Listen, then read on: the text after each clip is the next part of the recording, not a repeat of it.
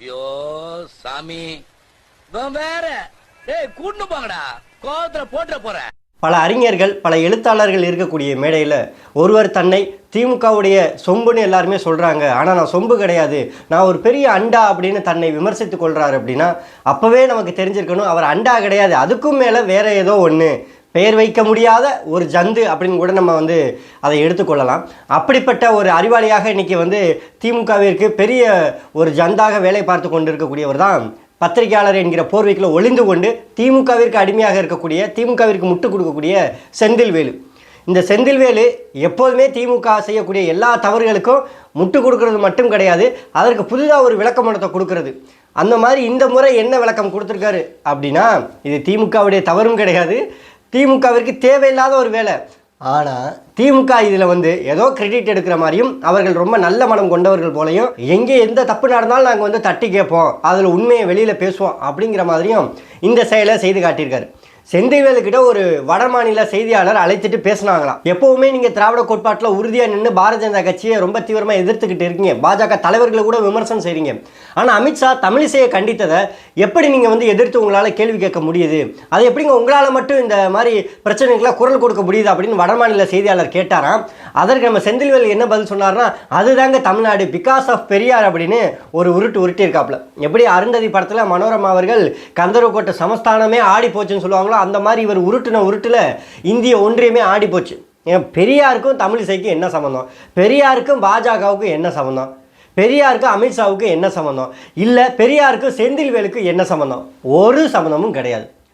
இப்போது நடந்த விடயம் என்ன அப்படின்னா, அமித்ஷா பதவியேற்பு விழாவில் கலந்துக்கிறாங்க, ஆந்திராவில் தமிழிசையும் கலந்து கொள்கிறாங்க. அதில் தமிழிசையை கடந்து போகும்போது அழைத்துட்டு பேசுகிறாங்க. அழைத்து பேசும்போது அவருடைய செய்கையும் அவருடைய முகபாவனையும் வைத்து நம்மளா ஒரு அனுமானம் செய்கிறோம், அமித்ஷா தமிழிசை ஏதோ ஒரு விதத்தில் திட்டியிருக்காரு. குறிப்பாக அது எந்த விடயமா இருக்குன்னா, அண்ணாமலையை பற்றி நீ ஏன் தவறு சொல்கிற, பொதுவெளியில் ஏன் பேசுகிற, கட்சியோட கட்டுப்பாட்டை நிமிரியா அப்படின்னா, அதுக்கு தமிழிசை பயந்துக்கிட்டு நான் அப்படிலாம் செய்யலஜின்னு சொல்கிற மாதிரியும், அதன் பிறகு நீ இப்படிலாம் செஞ்சுக்கிட்டீங்கன்னா உன் மேலே கடுமையான நடவடிக்கை எடுப்போம் போலையும், இதை பார்க்கக்கூடிய நம்மளோட அனுமானத்துக்கு ஏற்ற மாதிரி நம்ம நிறைய வாக்கியங்களை அமைத்து நம்ம பேசிக்கிறோம். இதுதான் உண்மை. உண்மையிலே அங்கே என்ன பேசுகிறாங்கிறது நமக்கு தெரியலை. ஆனால் நம்மளுடைய கற்பனையின் பேரில் எல்லா கட்சிகள் எல்லாம் நமக்கு சாதகமான வாக்கியங்களை அமைத்து கொள்ள முடியுமோ அதெல்லாம் நம்ம செஞ்சுக்கிறோம். இது ஒரு பக்கம் இருக்க, செந்தில்வேலு இதில் கொண்டாந்து யார் நுழைக்கிறார் அப்படின்னா பெரியார் நுழைக்கிறார். இதுக்கும் பெரியாருக்கு என்னங்க சம்மந்தம்? பெரியாரை கொண்டாந்து திணிக்கிறதுலேயே இப்படி இருக்கிறீங்களேடா, உங்களுக்கு உண்மையிலே சோறு தான் திங்கிறீங்களா இல்லை வேறு எதுவும் திங்கிறீங்களா?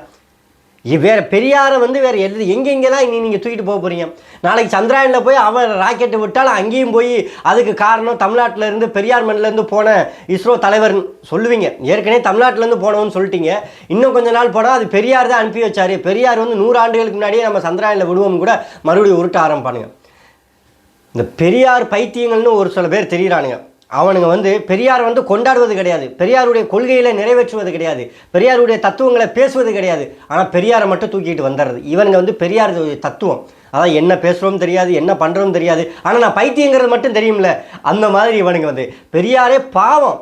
உண்மையிலே அவர் இருந்திருந்தார்னா அந்த கையில் ஒரு கைத்தடிலாம் அவருக்கு பத்தாது, 100 கைத்தடியாக வச்சு இவங்களை கழுத்தாமட்டையிலேயே ஒரு 4 அடி 10 அடி போட்டே கொன்றுவார். அப்படித்தான் இவனுடைய செயல்பாடு எல்லாமே இருக்குது. நல்லா யோசித்து பாருங்க, மூளை இருக்கக்கூடிய யாராவது ஒருவர் இந்த மாதிரி கருத்துக்களை பதிவு செய்வாங்களா?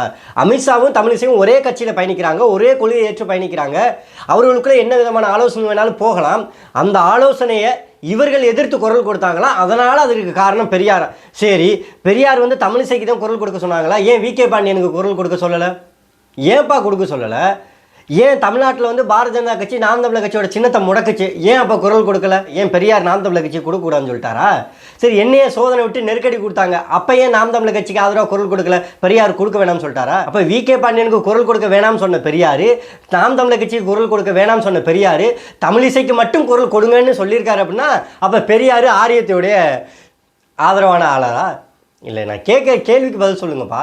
இதுக்கெல்லாம் செந்தில்வேலு தான் பதில் சொல்லணும். அதான் ஆரியர்களுக்கு ஒரு மூளை இருக்கும், அந்த மூளை ரொம்ப விசித்திரமாக யோசிக்குங்கிற மாதிரி திராவிடர்களுக்கு ஒரு மூளை இருக்குது, அது இப்படி தான் யோசிக்குங்கிறதுக்கு செந்தில்வேலு உதாரணம் போல. பாரதிய ஜனதா கட்சி ஒடிசாவில் நேரடியாகவே விகே பாண்டியன் மீது தமிழன் என்கிற அடையாளத்தை வைத்து பரப்புரை தொடுத்தது. அதன் காரணமாக அந்த மக்கள், அந்த மண்ணின் மக்களை தான் வெல்ல வைக்கணும்னு சொல்லி விகே பாண்டியனை தோல்வியடைய வச்சாங்க. இதில் அவர் அந்த அரசியலேருந்தே வெளியில் வந்துட்டார். இதை கண்டிக்காத செந்தில்வேலு, இதற்கெல்லாம் குரல் கொடுக்காத செந்தில்வேலு, பெரியாரை பயன்படுத்தாத செந்தில்வேலு தமிழிசைக்கு மட்டும் பயன்படுத்தியிருக்காங்க அப்படின்னா அங்கே ஏதோ ஒரு பிணைப்பு இருந்திருக்குது. தமிழ்நாட்டில் பெரியாரை வந்து கடந்த 6 மாத காலமாக யாருமே பேசலை. ஏன்னா இந்த வாக்கு அரசியலில் வந்து பெரியாரை வந்து நிறைய பேர் வந்து மறந்துட்டானுங்க. வாக்குகளை வாங்கணும் சொல்லி இந்த பெரியாரை வந்து பேசுகிறதே மறந்துட்டானுங்க. ஏன்னா இந்துக்களுடைய வாக்குகள் வேண்டும் அப்படின்னு சொல்லி இந்த பெரியாருங்கிற பேரை நீங்கள் நல்லா கவனிச்சு பாருங்கள். இந்த 6 மாத தேர்தலில் ஒரு தடவை கூட இந்த பெரியாருங்கிற பெயரை வந்து இவர்கள் பயன்படுத்தவே கிடையாது. இனி மறுபடியும் தூக்கிட்டு வருவானுங்க. ஏன்னா செப்டம்பர் மாதம் வரப்போதில்லை, அதனால் மறுபடியும் தூக்கிட்டு வந்து இது பெரியார் மண், இது பெரியார் மண்ணுன்னு எல்லாம் பேசுவானுங்க. உண்மையிலே அவருடைய தத்துவங்களை பேசுவதற்கு தகுதியற்றவர்கள், அவர் பெயரை பயன்படுத்துவதற்கு தகுதியற்றவர்கள், அவருடைய கருத்துக்கள் மூலியமாக நாங்கள் நல்லது நடத்திக்கிட்டு இருக்கோம் சொல்வதற்கே தகுதியற்றவர்கள். ஏன்னா அவனுங்க அவருடைய பெயரை மட்டும்தான் சொல்கிறானுங்களோ ஒழிய அவர் சொன்ன எதையுமே அவர்கள் செய்வது கிடையாது. ஆனால் ஒரு உண்மை நல்லா தெரியுது. அந்த கேள்வி கேட்டிருந்தான் பார்த்தீங்களா வடமாநில செய்தியாளர், அவன் அத்தோட இவன் சங்காத்தமே வேணாம்னு சொல்லி ஓடியே போயிருப்பான். நான் கேட்ட கேள்வி என்ன, நீ சொன்ன பதில் என்னையா? எதுக்கு நீங்கள் அமித்ஷாவுக்கும் தமிழிசைக்கும் நடந்த உரையாடலுக்கு எதிர்ப்பு தெரிவித்து நீங்கள் ஏன் ஆதரவாக குரல் கொடுத்தீங்க அப்படின்னு சொல்லி கேட்டேன். ஒன்று நீங்கள் என்ன சொல்லியிருக்கணும், அது ஒரு மனித மாண்பு, ஒரு அரசியல் மாண்பு. என்னதான் ஒரே கட்சிக்குள்ளே இருந்தாலும் பொது இடத்துல வைத்து தமிழிசையை அவங்க வந்து நல்ல கல்வி அறிவு பெற்றவங்க, நல்ல அனுபவமிக்க ஒரு அரசியல் தலைவர், ஒரு பெண் ஆளுமை, ஒரு ஆளுநராக இருந்தவர், அவரை போய் இப்படி வந்து அமித்ஷா அவர்கள் வந்து பொது இடத்துல கைவிரல் நீட்டி இப்படி பேசுவது தவறு, இப்படி சொல்லியிருந்தால் பிரச்சனையே கிடையாது. இதுதான் சொல்லியிருக்கணும். ஆனால் அவர் என்ன சொல்கிறாரு, அதுதாங்க தமிழ்நாடு பிகாஸ் ஆஃப் பெரியார். இந்த மொட்டை தலைக்கும் முழங்காலுக்கும் முடிச்சு போடுவானுங்களே அந்த கதை தான் இது. பெரியாருக்கு இதுக்கு சம்மந்தமே கிடையாது. ஆனால் இவங்க பெரியாரை தூக்கிட்டு வந்து எல்லாம் பேச வைக்கிறது. இது இந்த செந்தில்வேலு போன்ற ஆட்கள் எல்லாம் ஜனநாயகத்துக்கே ரொம்ப ஆபத்தானவர்கள் தான். பத்திரிக்கையாளர்னு சொல்லிட்டு சும்மா வாய்க்கு வந்ததெல்லாம் அடித்து விடுறது, எதை வேணாலும் சொல்லி விடுவோம். ஏன்னா ரீட்வீட் பண்ணுறதுக்கு ஆள் இருக்குது, லைக் போடுறதுக்கு ஆள் இருக்குது. அதையும் சூப்பர் அண்ணா, நல்லா செமையாக சொன்னீங்கண்ணா, சரியான கருத்துண்ணா, இது பெரியார் மண்ணுண்ணா, யார் இவங்க உருட்டுறது? அது ஒன்றும் கிடையாதுங்க. பாஜகவோட திமுக கூட்டணியில் இருந்துருக்குது. அப்பப்போ பாஜகவோட எல்லா திட்டங்களையும் தமிழ்நாட்டில் திமுக செயல்படுத்தி காட்டுது. அதனால் பெரியார் வந்து கொஞ்சம் நமக்கு அவங்க நமக்கு தேவைப்பட்ட கமிஷன்லாம் கொடுத்து நமக்கு கொள்ளையடிக்கிறதுக்கு நிறையா வழியில் உருவாக்கி கொடுக்குறானுங்க. அப்போ நம்ம அவங்களுக்கு ஆதரவு குரல் கொடுக்குறோன்னா என்னடா மனுஷங்க நம்ம அப்படின்னு பெரியார் கனவுல வந்து சொல்லியிருப்பார் போல். அதனால் செந்தில்வேலுக்கு அது தோணியிருக்கும், உடனே கருத்தை பதிவிட்டிருப்பார். இதே உண்மை. ஏன் பாரதிய ஜனதா கட்சி தமிழ்நாட்டில் செயல்படுத்தக்கூடிய திட்டங்களை தடுக்கணும் அப்படின்னு சொல்லி பெரியார் வந்து இங்கே சொல்லிக் கொடுக்கலையா செந்தில்வேலுக்கு? பரந்தூர் விமான நிலையத்தில் ஒன்றிய அரசாங்கம் அமைத்தே தீர்வோம் சொல்லுது, விவசாய நிலங்களை பிடுங்கி. அதுக்கு மாநில அரசும் அனுமதி கொடுக்குது. மாநில அரசும் கையகப்படுத்துவதற்கு மேற்கொண்டு நிலத்தை கையகப்படுத்த அனுமதி கொடுக்குது. இதை தடுப்பதற்கு பெரியார் எதுவுமே சொல்லிக் கொடுக்கலையா உங்களுக்கு? என்ன நினச்சிக்கிட்டு இருக்கீங்க நீங்கள்?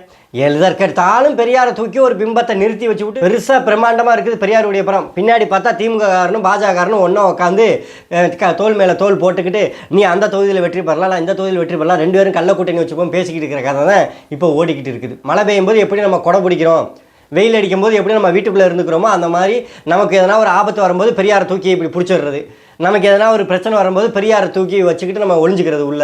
இதுதான் இங்கே பண்ணுற ஒரு பெரிய கூத்துன்னு சொல்லியானும். மற்றபடி செந்தில்வேலோட கருத்துலாம் வந்து அந்த கருத்துக்கு இவ்வளோ தூரம் விளக்கம் கொடுக்கணுமாங்கிற அவசியம் ஒன்று இருக்குது. ஆனால் நமக்கு அதை பார்த்தோன்னே என்ன ஒரு கோபம் வந்துச்சு. செந்தில்வேலாம் சட்டையை பிடிச்சி உண்மையிலே நீ பத்திரிகையாளர் தானேன்னு கேட்கணும்னு தோணுச்சு. ஏன்னா அப்படி தான் அந்த கருத்து இருந்தது. அது ஒரு பத்திரிகையாளராக அவர் சொன்னது மிகப்பெரிய ஒரு தவறு.